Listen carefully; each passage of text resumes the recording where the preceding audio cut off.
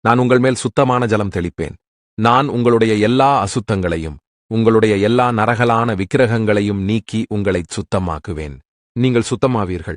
உங்களுக்கு நவமான இருதயத்தை கொடுத்து உங்கள் உள்ளத்திலே புதிதான ஆவியை கட்டளையிட்டு கல்லான இருதயத்தை உங்கள் மாம்சத்திலிருந்து எடுத்துப் போட்டு சதையான இருதயத்தை உங்களுக்கு கொடுப்பேன். கிருபையும் சத்தியமும் ஒன்றையொன்று சந்திக்கும்.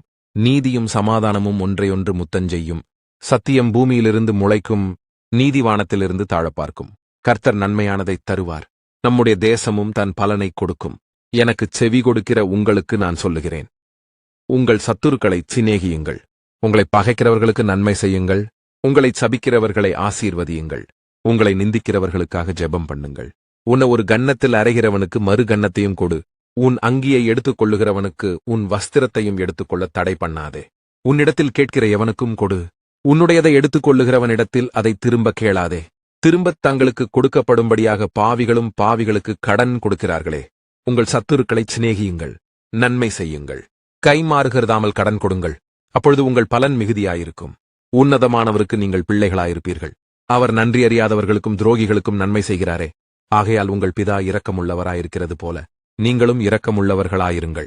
மற்றவர்களை குற்றவாளிகள் என்று தீர்க்காதிருங்கள். அப்பொழுது நீங்களும் குற்றவாளிகள் என்று தீர்க்கப்படாதிருப்பீர்கள். மற்றவர்களை ஆக்கினைக்குள்ளாகும்படி தீர்க்காதிருங்கள்.